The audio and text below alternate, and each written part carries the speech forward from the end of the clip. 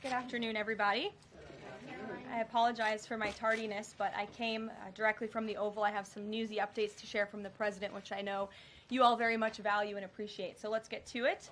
The President promised millions of Christians across the country on the campaign trail that he would create a White House faith office when he returned to the White House, and he has delivered on that promise. The White House Faith Office has put together an extraordinary week-long celebration currently underway for Holy Week ahead of Easter Sunday.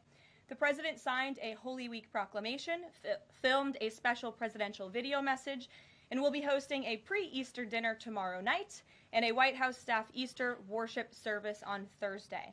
The President and the First Lady are honored to continue the tradition of the White House Easter egg roll, which will take place on the South Lawn next Monday. In other news, President Trump is turning America into a manufacturing superpower again. Yesterday, there was a monumental announcement by NVIDIA, one of the largest companies in the world. This is just the latest example. For the first time ever, chip-making giant NVIDIA will produce AI supercomputers entirely in the United States as part of its pledge to produce $50 billion worth of AI infrastructure in our country over the next 4 years. With their manufacturing partners, they have commissioned more than 1 million square feet of manufacturing space to build and test NVIDIA Blackwell chips in the great state of Arizona and AI supercomputers in the great state of Texas. NVIDIA's founder and CEO Jensen Huang touted how the engines of the world's AI infrastructure are being built in the United States for the first time. This is the Trump effect. This follows trillions in other U.S. investments announced already, including $500 billion from Apple in U.S.-based manufacturing and training, $100 billion from TSMC and U.S.-based chips manufacturing, and the $500 billion private investment led by OpenAI, Oracle, and SoftBank in artificial intelligence infrastructure. Under President Trump, we're going to produce the cars, the ships, the chips, the airplanes, minerals, and medicines that we need right here in America at the hands of American workers. On the border, President Trump continues to break records and protect our homeland. According to CBP, Border Patrol apprehensions along the southwest border for the entire month of March 2025 were lower than the first 2 days of March 2024 under Joe Biden. Incredible law enforcement officers are arresting violent illegal aliens from American communities every day. Here are a few examples from the latest ICE report, which I received this morning. ICE Los Angeles arrested a 54-year-old citizen of Mexico convicted of rape by threat, sodomy with a person under 14 years, and kidnapping in San Jose, California. ICE Houston has arrested a 23-year-old citizen of Mexico convicted of predatory criminal sexual assault of a child in Cook County, Illinois. ICE Houston arrested a 64-year-old citizen of Honduras convicted of murder in Los Angeles County, California. ICE Chicago arrested a 49-year-old citizen of Guatemala convicted of assault and arson in Prince Williams, Virginia, not far from here.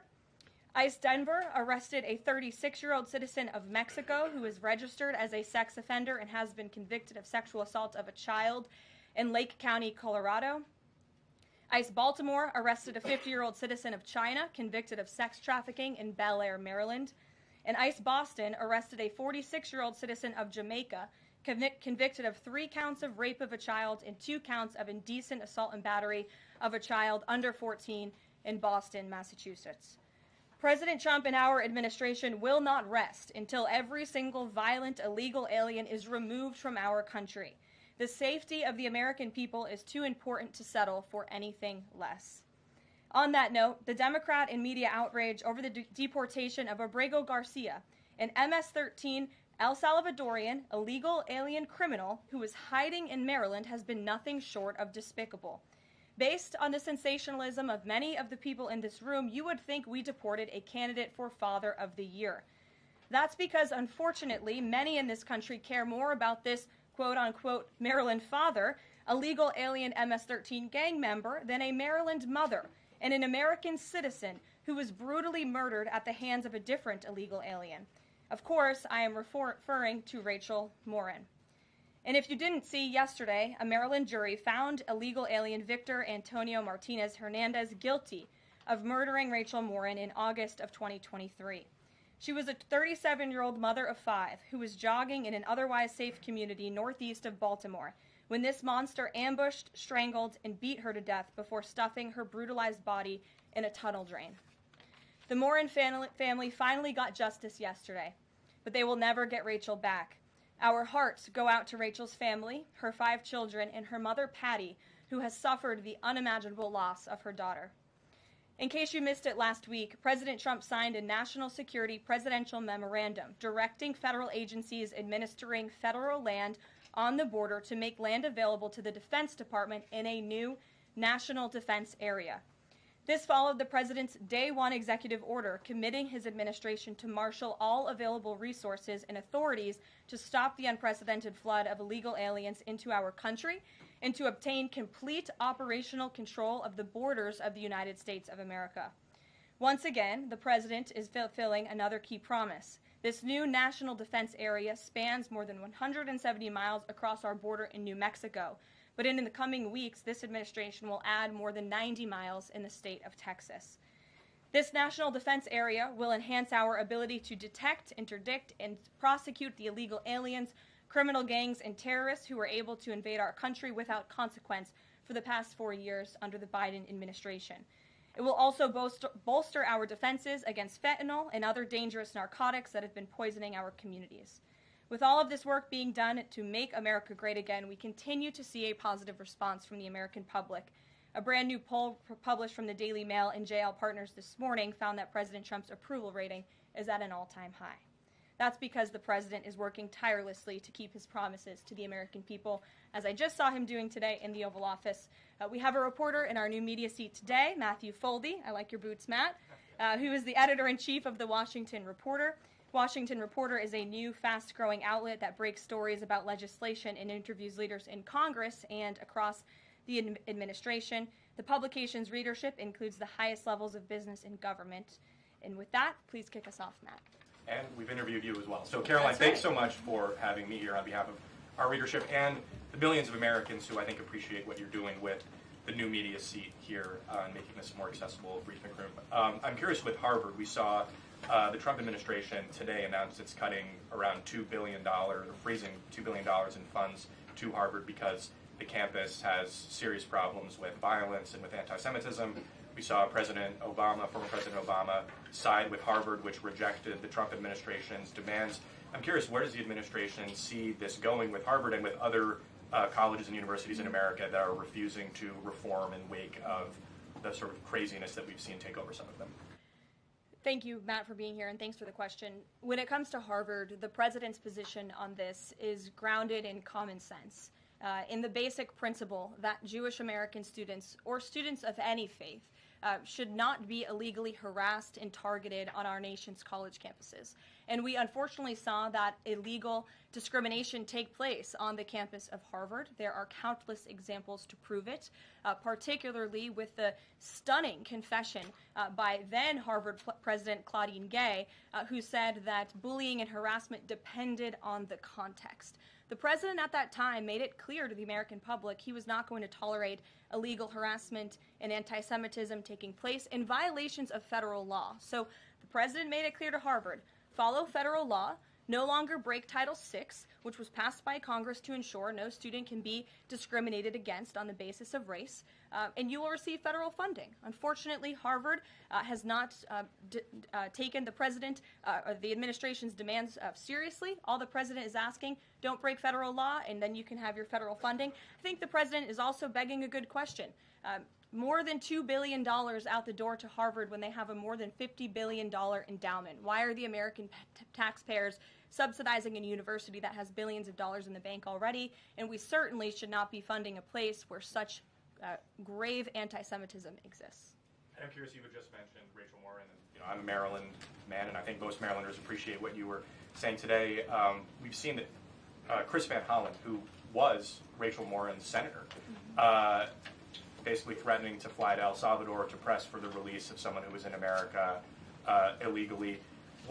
and not as much sort of from him about Rachel Morin's horrific murder and the verdict that was, I think, rightly reached yesterday. What does the administration think about the priorities we're seeing from Senate Democrats in terms of illegal immigrants instead of the work that agencies like ICE and DHS are doing with the Trump administration?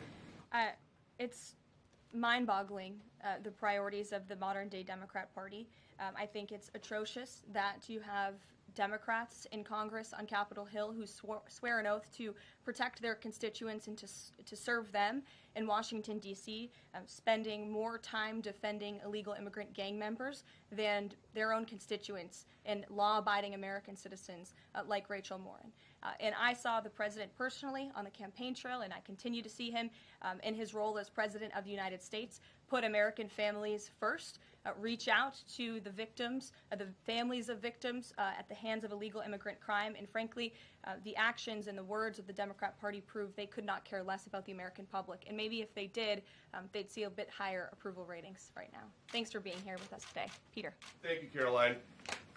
To follow up on something that you just said, why do Ivy League schools get so much federal funding?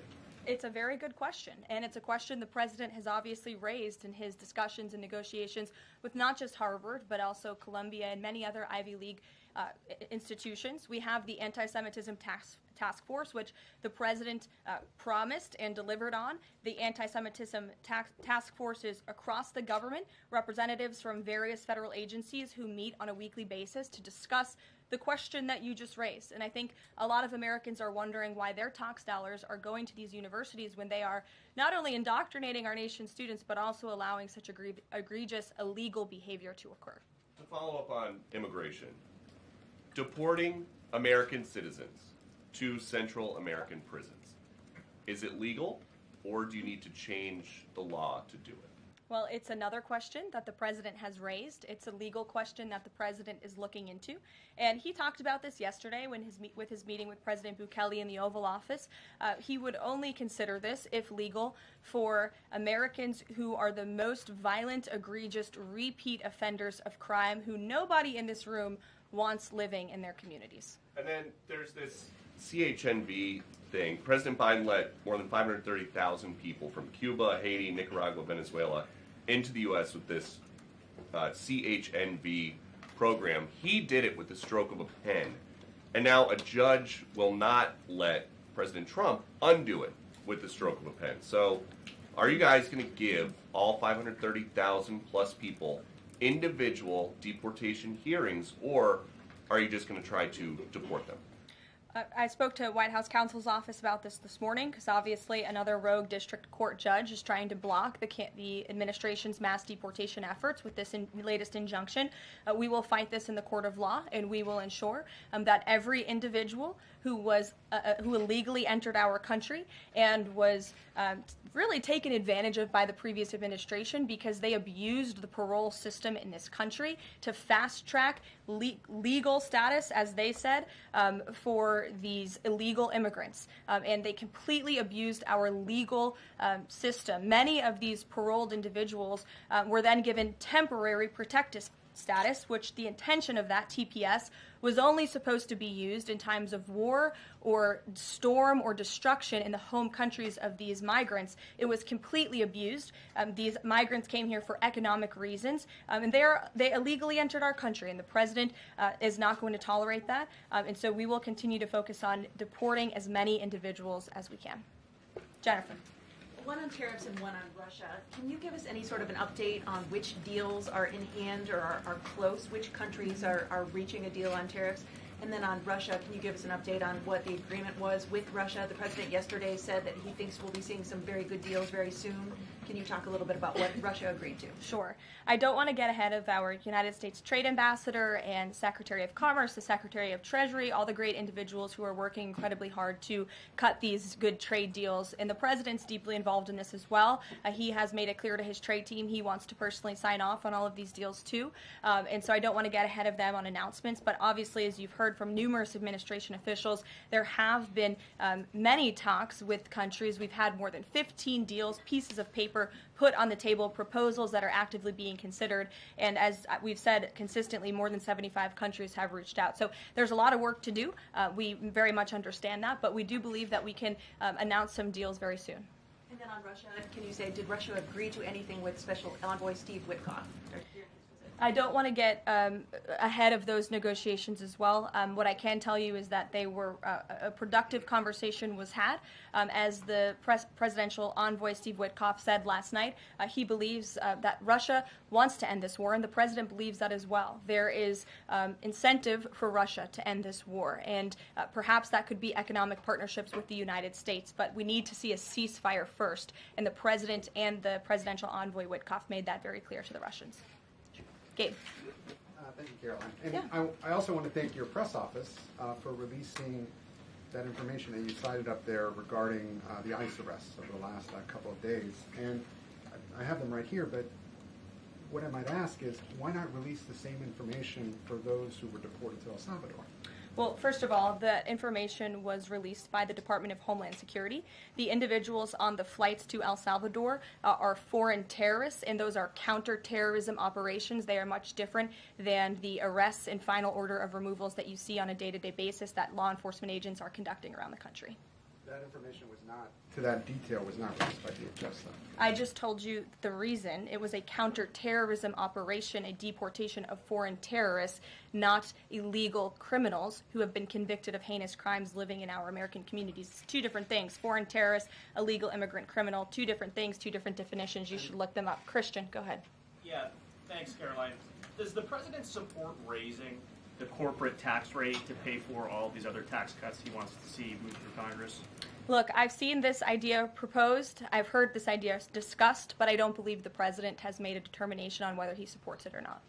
And then secondly, do you have any information on the status of Eden Alexander? Hamas says they lost contact with the unit guarding him following an Israeli airstrike earlier today.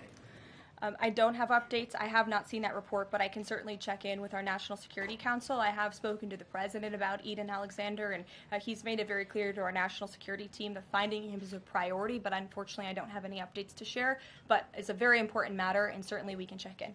Sure. Hi. How concerned is the president that a federal judge could hold a Trump administration official in contempt of court for defying deportation orders?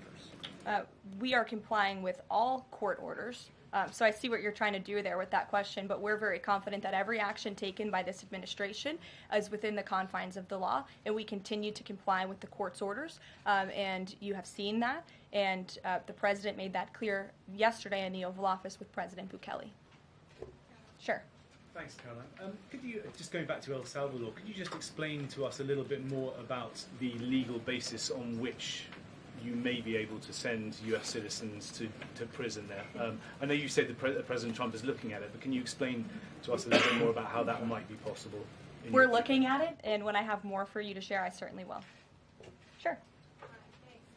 Still going off the El Salvador questions, yesterday in the Oval Office, administration officials made it very clear that El Salvador is responsible for Mr. Abrego Garcia, yet El Salvador's president said we're not going to do anything with him. So my question is, who is responsible for this man and where he's going to end up? Well, no. First of all, President Bukele said that he is not going to smuggle a foreign terrorist back into the United States of America, as many in this room in the Democrat Party seemingly want him to do. Abrego Garcia was a foreign terrorist. He is an MS-13 gang member. He was engaged in human trafficking. He illegally came into our country. And so deporting him back to El Salvador was always going to be the end result. There is never going to be a world in which this is an individual who's going to live a peaceful life in Maryland, because he is a foreign terrorist and a MS-13 gang member. Not only have we confirmed that, President Bukele yesterday in the Oval Office confirmed that as well. So he went back to his home country, where he will face consequences for his gang affiliation and his engagement in human trafficking. I'm not sure what is so difficult about this for everyone in the media to understand, and it's appalling, truly appalling, that there has been so much time covering this alleged human trafficker and this gang member, MS-13 gang member. It's truly striking to me. Karen. Thanks, Caroline. The president was posting on Truth Social today about helping American farmers. And last week in his cabinet meeting, he was talking about a plan to work with farmers to retain workers who are in the U.S. illegally, provided that they leave and then come back through what he said would be a legal process. Can you give details on what that would look like, how many workers he's talking about, how long a plan like that would take to implement, and the timeline for more details on getting this actually to implementation? I can check in with our immigration and our policy team and get you some more details on that, Karen. And is this something he wants to roll out soon? I mean, he was talking back and forth with Secretary Rollins. Right. This is kind of imminent that he wants to do this. Yeah, look, the president is in constant communication with all of his cabinet secretaries, particularly Secretary Rollins, who has the backs of American farmers and ranchers. It's something that he spoke about with her in the front of all the cameras in the cabinet room, but I'll check in with not only our immigration team, but also with USDA, and we'll get you an answer. Jonathan. Hi, Caroline. Hi, it's good to see you in here. You too. The president has long said that it would be an abuse of power for a president to direct prosecutors to investigate him. Last week, President Trump explicitly directed the Justice Department to scrutinize Chris Krebs to see if it can find any evidence of criminal wrongdoing. How is that not an abuse of power to direct the Justice Department to look into an individual, a named individual? Look, the president signed that executive order. It's the position of the president in this White House that it's well within his authority to do it. Otherwise, he wouldn't have signed it, and he signed it, and that's his policy. Jeff, how you doing? Fine, thanks, Caroline. A follow-up on Harvard. The president floated on Truth Social, I believe, the possibility of removing tax-exempt status. How serious is that threat, and are there other universities he's considering? And then a follow-up question on foreign policy. Can you give us an update on what the president hopes to come from the next round of talks with Iran? Sure. First, when it comes to Harvard, as I said, the president has been quite clear they must follow federal law. He also wants to see Harvard apologize, and Harvard should apologize for the egregious anti-Semitism that took place on their college campus against Jewish American students. There were professors who said that he had engaged in discriminatory behavior against Jewish students. Of course, you had the former president of the university saying bullying and harassment depends on the context.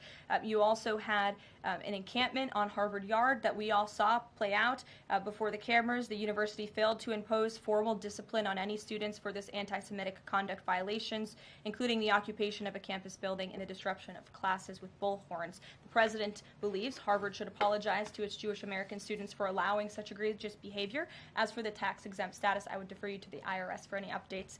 I do want to answer your question on Iran, of course. The maximum pressure campaign on Iran continues, but as you know, the president has made it clear he wants to see dialogue and discussion with Iran while making his directive about Iran never being able to obtain a nuclear weapon quite clear. And the president spoke to the Sultan of Oman today, who helped facilitate these talks. I have a readout for all of you. He held a call with the Sultan of Oman today, and he thanked him for hosting the first direct meeting between the United States and Iran and emphasized the need for Iran to end its nuclear program through negotiations. The two leaders also discussed the United States' ongoing operations against the Houthis and emphasized that the Houthis will pay a severe price until they end their attacks on maritime traffic in the Red Sea.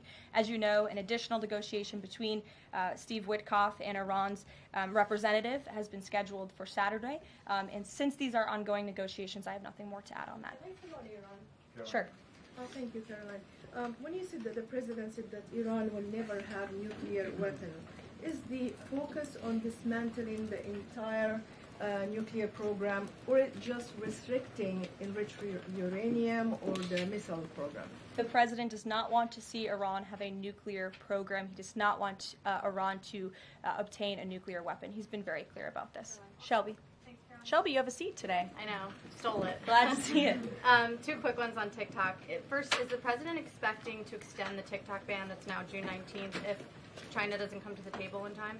Well, June 19th is a long ways away, obviously. I think it's 2 months away. 2 months is a long time in the Trump administration, as you have all seen. We work at Trump speed around here. We get a lot done, so definitely don't want to get ahead. The vice president continues to lead these negotiations and talks. The president's involved, and they're ongoing. And then the president previously said he'd consider reducing tariffs on China if in order to get a TikTok deal done. Is that option still on the table? Look, the president has made his position on China quite clear, although I do have an additional statement that he just shared with me in the Oval Office. The ball is in China's court. China needs to make a deal with us. We don't have to make a deal with them. There's no difference between China and any other country except they are much larger. And China wants what we have, what every country wants, what we have, the American consumer. Or to put it another way, they need our money. So the president, again, has made it quite clear that he's open to a deal with China, but China needs to make a deal with the United States of America. Sure. On tariffs, yesterday in the Oval Office... Which outlet are you with? The Canadian Public Broadcaster. Oh, nice to see you. Thank you. Yesterday in the Oval Office, President Trump suggested that there could be some help for automakers. I'm wondering what that looks like. Is it tariff relief on the 25% tariffs that are in place right now, or the new tariffs that are coming up in May on auto parts? And a second on Canada, if I may. President Trump's tone when it comes to Canada-U.S. relations, Canadians have noticed it's shifted a bit in the past few weeks. Ever since the election campaign started, he stopped talking about Canada becoming the 51st state, at least publicly. I'm wondering if that's on purpose and why. I would reject the president's position on Canada has shifted. Perhaps he just hasn't been asked about Canada by questions from this group in the Oval Office, but they see him almost every day. But the president still maintains his position on Canada. The United States has been subsidizing Canada's national defense, and he believes that Canadians would benefit greatly from becoming the 51st state of the United States of America. As for autos and auto parts, I don't have anything to read out for you there, but I think the point the president was making is flexibility, and he has flexibility when it comes to negotiations and talks, but ultimately his goal in his fair trade deals that he is pursuing with many countries around the world is to put the American worker first. And we had automakers and auto workers here at the White House on Liberation Day who believe in this president and his negotiating ability to put them first and to bring those jobs back to the United States of America. And the president's been very clear about that in his conversations with the automakers as well. Deanna, go ahead. Thanks, Caroline. One on Ukraine and one on China. On Ukraine, this past weekend, Zelensky offered an invitation to President Trump, extending an offer for him to visit Ukraine. Just wondering if there's any update on that. Has Trump seen that offer and what he's thinking about? I don't know. Actually, I haven't talked to the president about that, or if he saw Zelensky's offer. I'm sure he did. I haven't spoken to him about it. I can ask him what he thinks. I certainly don't have any plans to share on a potential trip to Ukraine, though. And then on China, this last week, Chinese officials were posting videos on social media sites depicting a Trump, J.D. Vance, Elon Musk in AI-generated videos working in factories, putting together Nike shoes and iPhones and products like that. Does the White House, have they seen these videos? Do you guys have a response to that? I have seen the videos. I'm not sure who made the videos or if we can verify the authenticity, but whoever made it clearly does not see the potential of the American worker, the American workforce. The president believes in the American people, and he knows that we have the best not only consumer base in the world, but also the best workforce in the world, and that's why he's so focused on bringing investments home and shoring up our critical supply chains and bolstering our manufacturing here as well. Brett.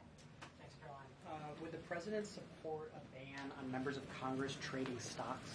I'm certain that's something the president would be interested in looking at, and I can ask him if he would support such a bill.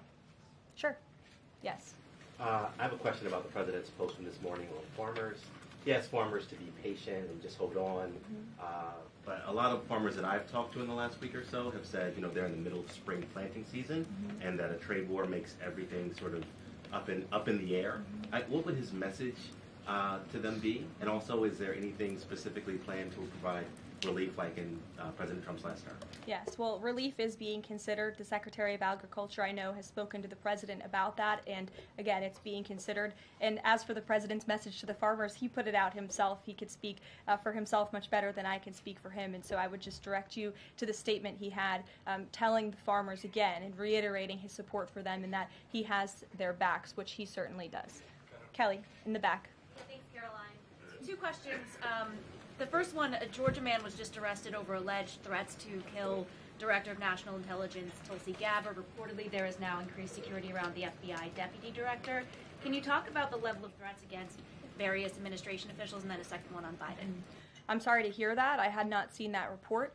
It's very unfortunately, and obviously the White House, the president, and the entire administration condemn any threats of violence against any administration officials or public officials on both sides of the aisle here in Washington, D.C. It shouldn't be tolerated, and we commend the local law enforcement agencies for arresting this individual. Former President Biden, he's set to deliver his first major speech since leaving office tonight. He plans to talk about what I'm told will be Social Security under the current administration, closing of offices, longer wait times, harder for seniors and people with disabilities to access earned benefits, is what Democrats have been saying today. I wanted to get the president's response, or if he plans to respond to this, and comments on what Democrats are calling cuts to Social Security. My first reaction when seeing former President Biden was speaking tonight was, I'm shocked that he is speaking at nighttime. I thought his bedtime was much earlier than his speech tonight. I understand the topic of his speech will be Social Security. Let me make it very clear ahead of former President Biden's remarks. President Trump, is absolutely certain about protecting Social Security benefits for law-abiding, tax-paying American citizens and seniors who have paid into this program. He will always protect that program. He campaigned on it, he protected it in his first term, and he's back again to continue protecting it. On the topic of Social Security, I have some news before I let you all go. Later this afternoon, the president will be signing a presidential memorandum aimed at stopping illegal aliens and other ineligible people from obtaining Social Security Act benefits. The memorandum will direct the administration to ensure ineligible aliens are not receiving funds from the Social Security Act programs. It will expand the Social Security Administration's fraud prosecutor program to at least 50 U.S. attorney offices and establishes a Medicare and Medicaid fraud prosecution program in 15 U.S. attorney offices. The memorandum will also require the Social Security Administration Inspector General to investigate earning reports for individuals aged 100 or older with mismatched Social Security records to combat identity theft. And the memorandum will direct the Social Security Administration to consider whether to reinstate the use of civil monetary penalties against individuals who engage in Social Security fraud, an effort that has been paused for several years. These taxpayer-funded benefits should be only for eligible taxpayers. And President Biden should think about what he did in his last term, which is allow tens of millions of illegal people into our country, many of whom were fraudulently receiving these benefits. So you'll hear from the president on that later, and we will see you later in the East Room. Bye, guys. Thanks, Caroline.